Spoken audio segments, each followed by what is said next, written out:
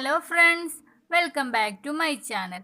ഇന്ന് നമുക്ക് വളരെ ടേസ്റ്റിയായ ഒരു ബ്രെഡ് കുൽഫി പരിചയപ്പെടാം. ഇത് ബ്രെഡും പാലും ഒക്കെ ഉപയോഗിച്ചിട്ട് തയ്യാറാക്കുന്ന റെസിപ്പിയാണ്. വളരെ കുറച്ച് ഇൻഗ്രീഡിയൻസ് മതി, നമുക്ക് പെട്ടെന്ന് തന്നെ തയ്യാറാക്കിയെടുക്കാം. ഈ വീഡിയോ എല്ലാവരും കാണണം. ഇഷ്ടപ്പെട്ടാൽ ലൈക്ക് ചെയ്യാനും ഷെയർ ചെയ്യാനും, അതുപോലെ ഈ ചാനൽ ആരെങ്കിലും ആദ്യമായിട്ടാണ് കാണുന്നതെങ്കിൽ ഇനിയും ഇതുപോലെയുള്ള റെസിപ്പികൾക്കായിട്ട് ഈ ചാനൽ സബ്സ്ക്രൈബ് ചെയ്യുക.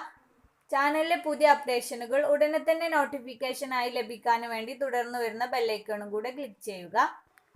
ഫസ്റ്റ് ആയിട്ട് നമുക്ക് എടുക്കേണ്ടത് 2 ബ്രെഡാണ്. ഈ ബ്രെഡിൻ്റെ സൈഡ്സ് ഒക്കെ ഒന്ന് നമുക്ക് കട്ട് ചെയ്ത് മാറ്റണം.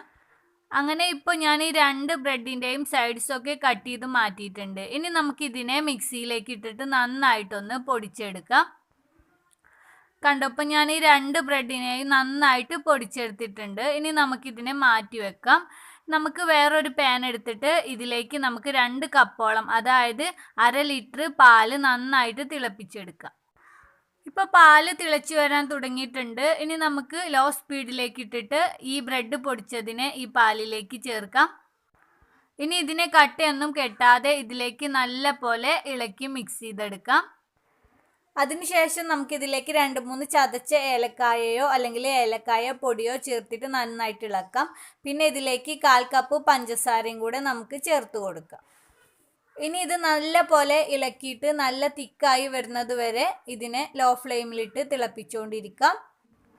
ഇപ്പോൾ ഇത് നന്നായിട്ട് തിളച്ച് തിക്കായി വന്നിട്ടുണ്ട്. ഇനി നമുക്കിത് ഫ്ലെയിം ഓഫ് ചെയ്തിട്ട് നല്ല പോലെ തണുക്കാനായിട്ട് മാറ്റി വെക്കാം.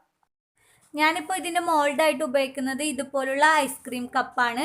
ഇതിൻ്റെ മൂടിയുടെ അകത്ത് ഞാൻ ഇതുപോലെ ചെറിയൊരു ഹോളും ഇട്ട് കൊടുത്തിട്ടുണ്ട്. നിങ്ങളുടെ കയ്യിൽ പോപ്സിക്കൽ മോൾഡ് ഉണ്ടെങ്കിൽ അത് ഉപയോഗിക്കാം.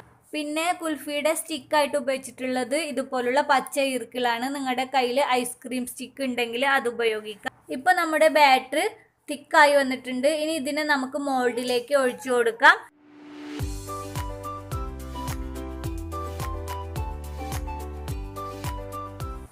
ഇനി നമുക്കിതിൻ്റെ മൂടി ഉപയോഗിച്ചിട്ട് ഇതിനെ അടച്ചു വെക്കാം.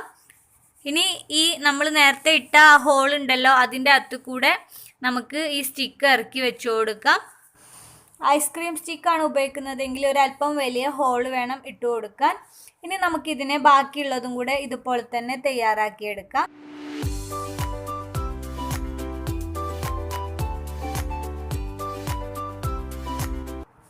ഇനി ഇതിനെ ഫ്രീസറിൽ വെച്ചിട്ട് ചുരുങ്ങിയത് 8 മണിക്കൂർ നന്നായിട്ട് തണുപ്പിച്ചെടുക്കണം. ഓവർനൈറ്റ് വെക്കുകയാണ് ഏറ്റവും നല്ലത്. ഇപ്പം ഇത് ഞാൻ ഓവർനൈറ്റ് ഫ്രീസറിൽ വെച്ച് തണുപ്പിച്ചെടുത്തതാണിത്. ഇതിനെ അല്പനേരം പുറത്ത് വെക്കുകയോ അല്ലെങ്കിൽ ജസ്റ്റ് ഒന്ന് ടാപ്പിൻ്റെ താഴെ കാണിക്കുകയോ ചെയ്താൽ നമുക്കിങ്ങനെ സിമ്പിളായിട്ട് ഇതിൻ്റെ അകത്തുനിന്നും എടുത്തു മാറ്റാനായിട്ട് പറ്റും.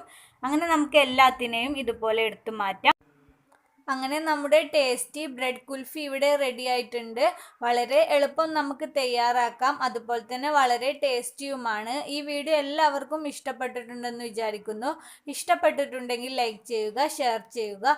ആരെങ്കിലും ഈ ചാനൽ ആദ്യമായിട്ടാണ് കാണുന്നതെങ്കിൽ ഇനിയും ഇതുപോലെയുള്ള റെസിപ്പികൾക്കായിട്ട് ഈ ചാനൽ സബ്സ്ക്രൈബ് ചെയ്യുക. ചാനലിലെ പുതിയ അപ്ഡേഷനുകൾ അപ്പോൾ നോട്ടിഫിക്കേഷനായിട്ട് ലഭിക്കാൻ വേണ്ടി തുടർന്ന് വരുന്ന ബെല്ലൈക്കണും കൂടെ ക്ലിക്ക് ചെയ്യുക. അപ്പോൾ നമുക്ക് വീണ്ടും ഒരു പുതിയ റെസിപ്പിയുമായിട്ട് കാണാം. Thank you for watching.